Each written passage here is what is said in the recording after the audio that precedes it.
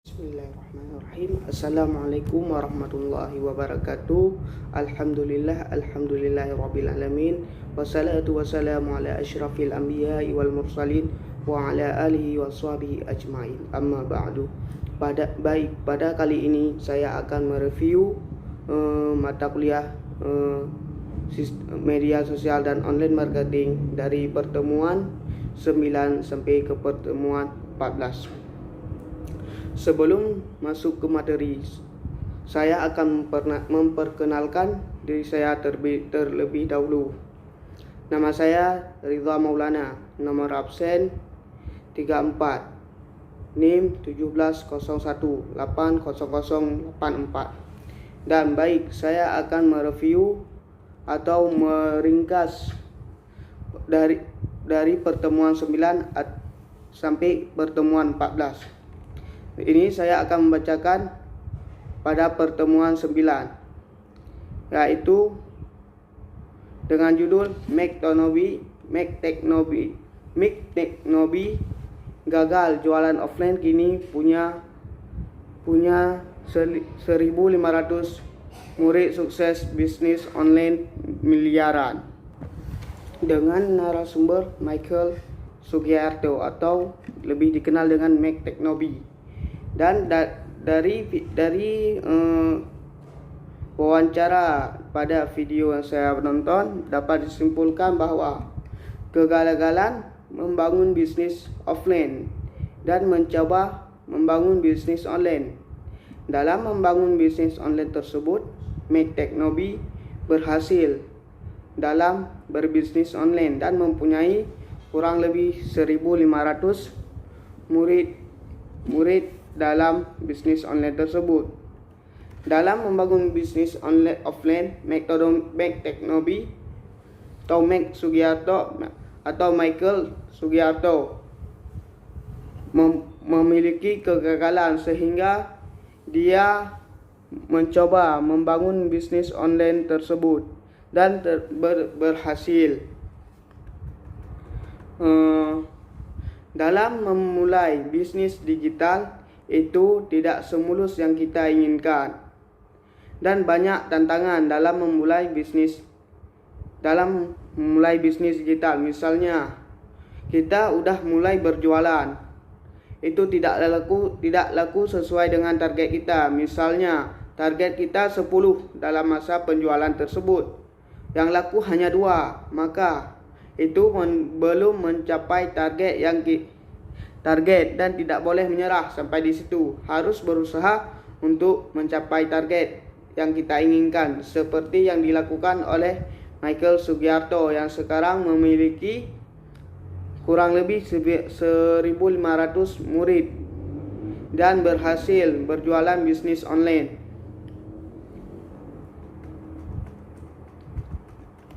Dalam melakukan pemasaran, Michael Sugiarto atau Make Technobi ini menggunakan affiliate dalam berfokus pada penjualan milik orang lain. Dalam bisnis itu seperti roda berputar. Misalnya bisnis yang kita mulai itu bisa naik atau bisa turun. Habis itu maka dalam berbisnis itu harus ada kejujuran agar bisnis kita akan berjalan lancar dan mencapai titik kesuksesan.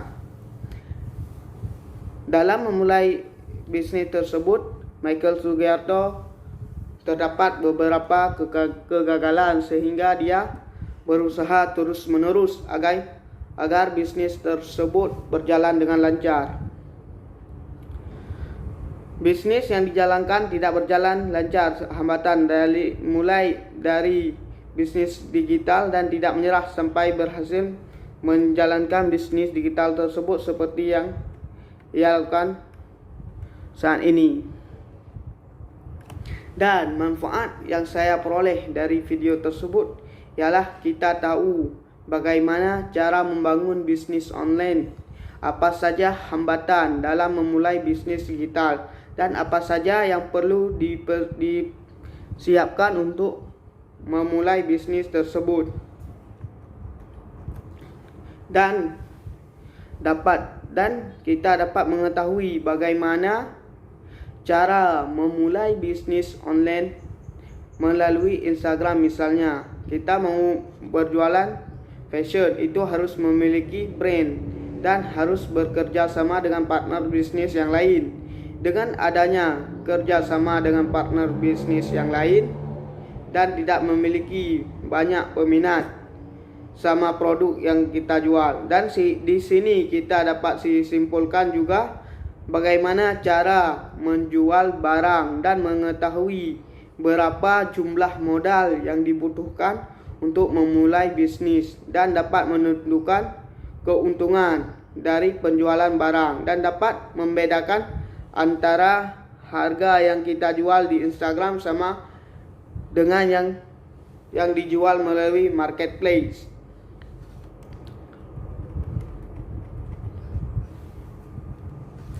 Baik, selanjutnya saya akan melanjutkan pada pertemuan 10, yaitu digital marketing 1 dan 2, yaitu dapat disimpulkan bahwa pokok pembahasan mengenai digital marketing dan penjelasan mengenai apa itu digital marketing, kelebihan digital marketing dan kekurangan digital marketing, serta karakteristik digital marketing. Karakteristik digital marketing yaitu addressability, menentukan segmentasi, tujuan digital marketing untuk mengidentifikasi customer.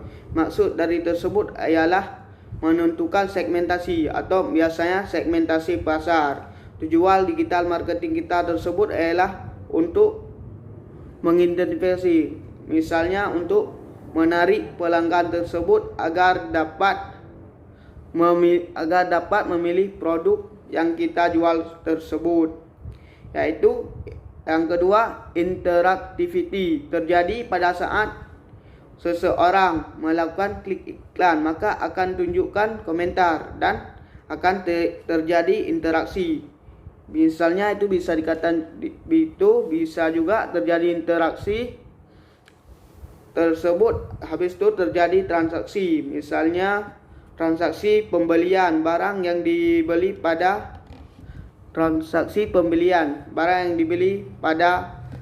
digital marketing tersebut.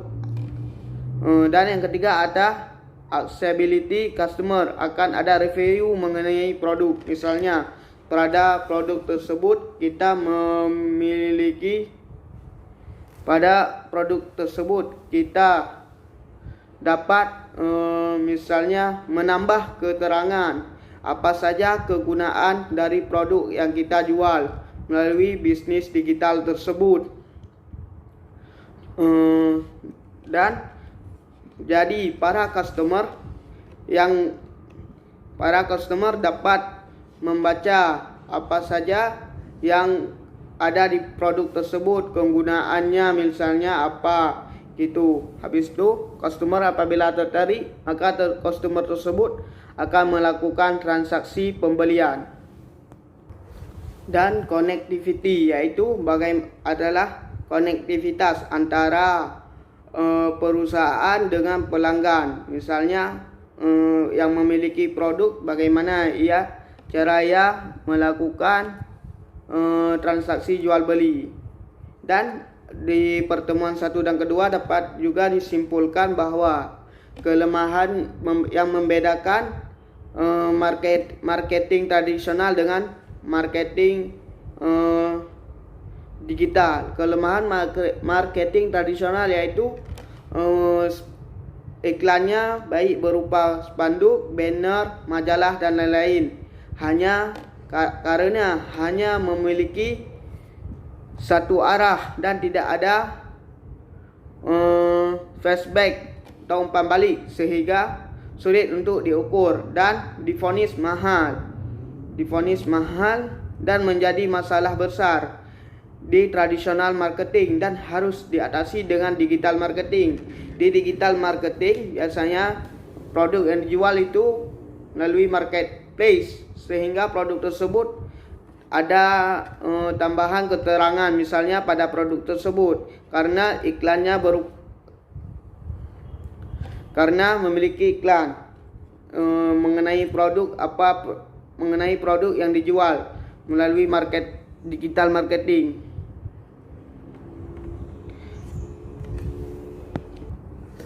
Dan hal-hal yang membedakan digital marketing dengan tradisional marketing dan konvensional marketing yaitu fast communication atau komunikasi yang cepat, dapat membuat lebih interaktif dan tidak memindahkan dan dapat memindahkan dari marketing tradisional ke marketing digital. Misalnya suatu perusahaan menjual produknya melalui marketing tradisional, sehingga waktu ingin memindahkan produk tersebut ke digital marketing, maka antara perusahaan dengan karyawan di perusahaan tersebut harus melakukan komunikasi apabila ingin memindahkan produk tersebut dari tradisional marketing ke digital marketing. Yang kedua, lebih interaktif, yaitu lebih mudah. Interaktif misalnya dalam penjualan produk, gak harus antara pelanggan dengan si penjual bertatap muka di digital marketing. Dan yang ketiga ada perbandingan belanja lebih mudah, yaitu kalau digital marketing apabila kita ingin membelanja itu akan lebih mudah karena melalui media digital, sehingga barang yang kita pesan tersebut akan dikirim ke alamat yang kita inginkan. Dan yang keempat ada yaitu easier to conduct marketing research and advertising, yaitu mudah dalam melakukan riset pemasaran dan mengiklankan produk. Misalnya di digital marketing kita dapat dengan mudah melakukan pemasaran, misalnya melalui Instagram, Facebook dan lain-lain lah. Di Instagram yaitu melalui iklan, Facebook juga melalui iklan di internet atau marketplace. Dan dengan adanya iklan tersebut, maka pelanggan akan tertarik dengan apa yang di iklan tersebut. Juga jangan lupa kita menambahkan keterangan mengenai produk yang kita jual. Selanjutnya ada communication and research faster and more interactive, yaitu dengan melakukan komunikasi menjadi lebih cepat dan interaktif antara pelanggan dan pembeli. Selanjutnya, perusahaan dapat mencapai target pasar dengan mudah dan cepat. Pada perusahaan tersebut dapat mencapai target dengan mudah dan cepat dengan melakukan digital marketing, yaitu. Dan selanjutnya ada yang terakhir, membantu pemasaran untuk mendapatkan sumber daya baru dalam melakukan komunikasi dengan pelanggan. Maksudnya itu pemasaran produk sehingga dapat menemukan sumber daya baru atau produk baru dengan melakukan komunikasi dengan pelanggan. Dan di sini ada juga proses e-marketing, yaitu customer ada 3. Yang pertama, customer acquisition, yaitu di akuisisi pelanggan, yaitu proses yang mencukupkan langkah, upaya dan sumber daya dalam menarik pelanggan untuk membeli produk dan akan menjalani proses akuisisi tersebut sehingga pelanggan dengan mudah mendapatkan produk yang diinginkan. Yang kedua ada konversi pelanggan, yaitu taktik untuk mendorong pelanggan. Jadi bagaimana taktik perusahaan tersebut dalam melakukan pemasaran sehingga pelanggan dengan mudah tertarik untuk membeli produk yang diinginkan. Selanjutnya ada representasi dan pertumbuhan pelanggan, yaitu bagaimana produk tersebut tertarik sehingga pelanggan dengan banyak pelanggan yang meminati produk tersebut. Sekian dari digital marketing dan part 1 dan part 2. Saya akan melanjutkan ke digital marketing part 3. Pada bagian yang ketiga yaitu strategi dan planning pemasaran pada digital marketing, yaitu marketing strategi and planning atau strategi dan perencanaan pemasaran melalui digital marketing, yaitu yang pertama membuat visi dan penilaian teknologi inovasi, yaitu dalam melakukan pemasaran kita harus memiliki visi dalam melakukan visi sehingga kita dapat melakukan teknologi sehingga berinovasi tentang produk tersebut. Dengan adanya visi atau tujuan dari produk tersebut, kita bisa mengembangkan teknologi dan inovasi-inovasi yang baru untuk produk tersebut. Yang kedua, analisis pasar dan perbandingan saingan, yaitu harus juga memperhatikan atau menganalisis pasar. Apa saja produk yang belum ada pada pasar dan melakukan perbandingan saingan atau perbandingan produk yang misalnya perbandingan produk A dengan produk B, apakah memiliki kesamaan atau tidak, sehingga dengan ada perbandingan tersebut dengan mudah kita melakukan pemasaran. Jangan memiliki produk yang sama sehingga produk kita buat tersebut tidak akan laku. Yang ketiga ada mengidentifikasi pengalaman konsumen, yaitu bagaimana kita melakukan identifikasi untuk melakukan identifikasi bertujuan untuk mengetahui pengalaman konsumen tentang produk yang akan kita buat atau produk-produk yang sudah ada, dan mengatur informasi pelanggan sehingga dengan ada mengidentifikasi pengalaman konsumen dapat mengatur informasi pelanggan atau konsumen. Bagaimana misalnya apa saja yang diperlukan oleh pelanggan tersebut untuk dapat mencari produk yang diinginkan. Dan yang kelima ada perencanaan dan anggaran tahunan. Misalnya di situ perencanaan dan anggaran tahunan itu melibatkan orang-orang IT untuk melakukan perencanaan sehingga kita dapat mengatur anggaran-anggaran tahunan atau pengeluaran yang dilakukan oleh perusahaan tersebut untuk melakukan pemasaran melalui digital marketing. Yang terakhir ada project IT serta perencanaan manajemen. Project IT misalnya yaitu project yang diinginkan oleh manajemen untuk perencanaan untuk melakukan pemasaran misalnya, sehingga di bagian manajerial dapat mengetahui apa saja yang diperlukan untuk melakukan pemasaran melalui digital marketing.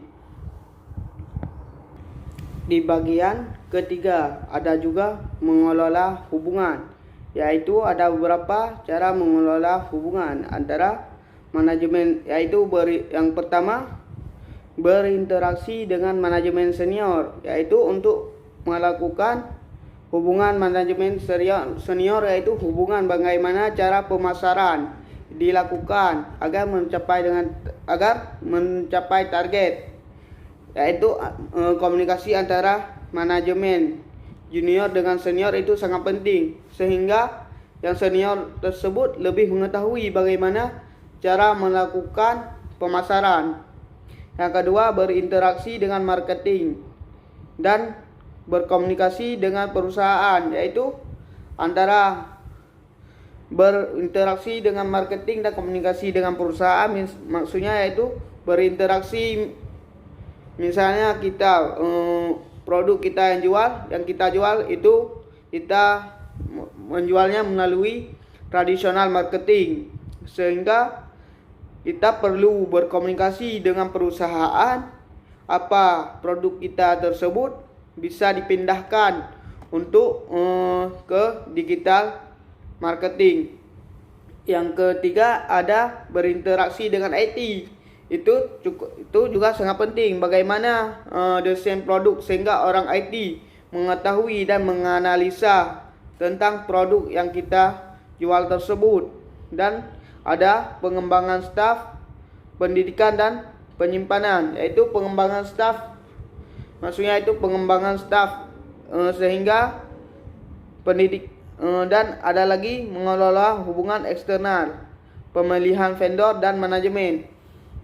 Yaitu maksud dari mengelola hubungan eksternal yaitu hubungan antara manajer perusahaan atau dengan orang-orang atau karyawan yang ada di perusahaan tersebut. Yang terakhir mengelola dan peningkatan dan perubahan yang harus dilakukan agar produk tersebut menjadi yang baru dan ada sehingga dapat bersaing di digital marketing. Dan ada tabel juga sini, yaitu ada strategi bisnis. Apa saja strategi bisnis? Selanjutnya ada strategi marketing atau bagaimana cara pemasarannya.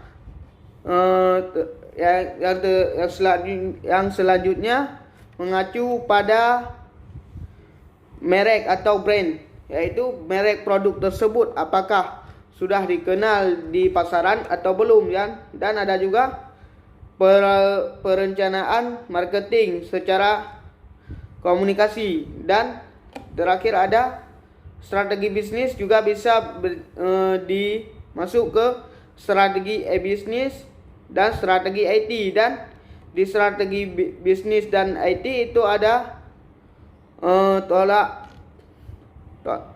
ada umpan baliknya, yaitu rencana e-marketing berhubungan juga dengan strategi IT, dan strategi bisnis juga ada juga berhubungan dengan rencana marketing. Baik, saya akan melanjutkan pada bagian keempat, yaitu pembahasan lebih detail mengenai strategi dan digital marketing, yaitu ada beberapa pembahasannya. Yang pertama yaitu sumber informasi, tahap target pemasaran dan melaporkan. Di sumber informasi misalnya riset pasar dan analisis dari data konsumen, yaitu bagaimana melakukan riset pasar dan untuk dapat menganalisis data dari konsumen, apa saja yang diperlukan konsumen sehingga dapat melakukan beberapa tambahan produk yang dijual tersebut. Dan tahap target pemasarannya yaitu segmentasi, yaitu mengidentifikasi keinginan konsumen dari bagian pasar. Misalnya kita dapat memenuhi keinginan customer atau konsumen, sehingga konsumer yang ada di pasar tersebut, sehingga produk yang kita jual dengan mudah laku. Dan melaporkan, yaitu pengertian segmentasi bagian pasar, yaitu pengembangan persona, persyaratan dan pengalaman kerja.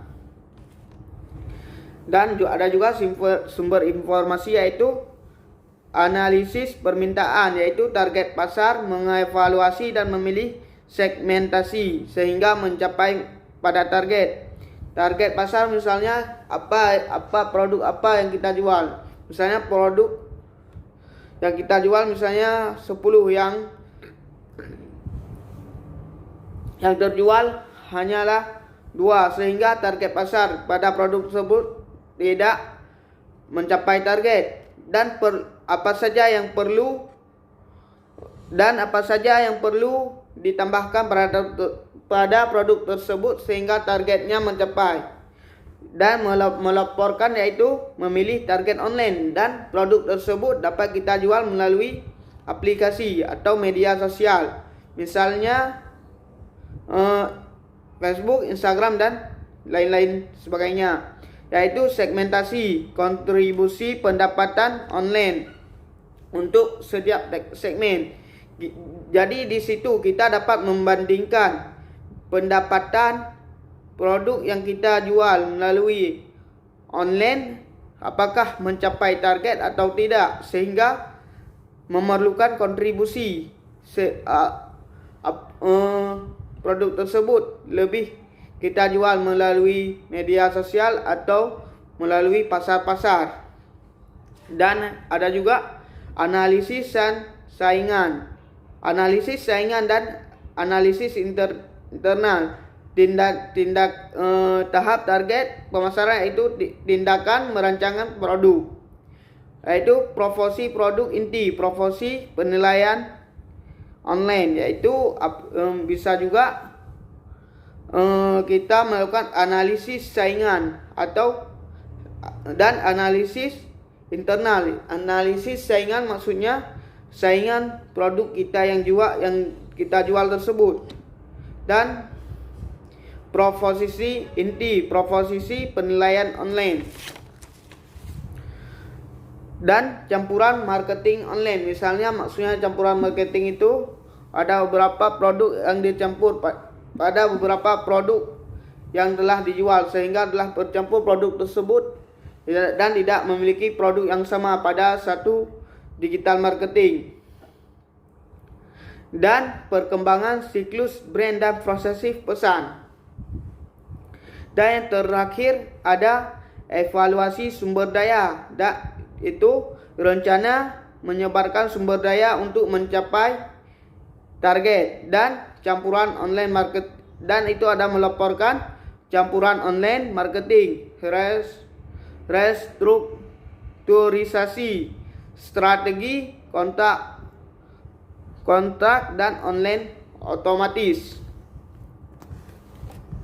Pada bagian kelima, yaitu teori The Carl Silver Test atau Electronic Shifting Test, dari teori The Carl Silver tentang interaksi customer dengan perusahaan saat penggunaan digital marketing. Ada beberapa teori tersebut, yaitu karakteristik produk menurut The Carl Silver.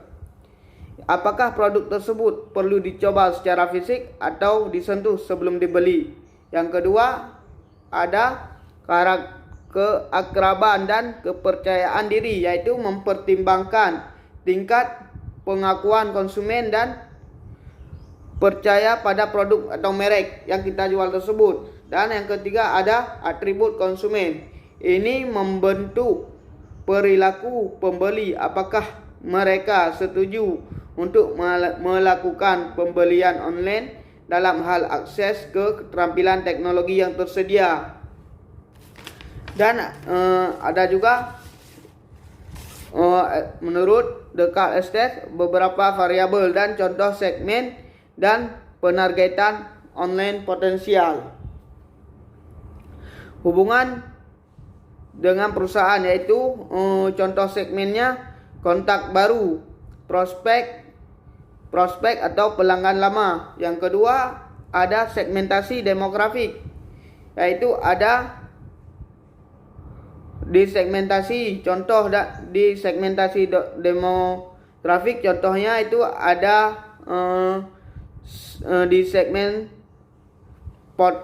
online potensial, yaitu ada B2C meliputi umur, jenis kelamin, dan grup sosial, dan lokasi geografik. Yang kedua ada B2B, yaitu ukuran perusahaan dan penyajian industri. Dan yang ketiga ada segmentasi psikografis, yaitu sikap terhadap resiko dan nilai saat membeli atau pengadopsi awal yang loyal atau sadar dengan harga produk yang kita jual tersebut. Yang keempat ada nilai, yaitu penilaian saat ini, nilai yang lalu atau nilai yang masa depan mengenai produk tersebut, apakah akan bernilai setiap saat atau tidak. Yang kelima ada siklus hidup. Siklus hidup ini terdapat beberapa contoh segmentasi, yaitu posisi dalam siklus hidup terkait dengan nilai dan perilaku, yaitu waktu sejak pendaftaran awal, jumlah pembeli, kategori produk yang dibeli. Misalnya di siklus ini bisa dikatakan bagaimana cara kita melakukan pendaftaran produk tersebut, dan yaitu pendaftaran awal, dan dapat kita mengetahui pembelian menurut kategori produk yang kita jualkan, dan kita dapat mengetahui berapa produk yang dibeli oleh para konsumen. Dan pada bagian terakhir atau yang keenam, yaitu pokok pembahasannya, yaitu karakteristik konsumen pada digital marketing. Itu dapat dijelaskan perilaku konsumen adalah semua kegiatan yang dilakukan oleh konsumen serta kegiatan psikologi yang mendorong tindakan tersebut pada saat sebelum membeli. Ketika pembeli menggunakan produk dan jasa adalah melakukan hal-hal yang kegiatan yang melakukan evaluasi. Ada beberapa faktor yang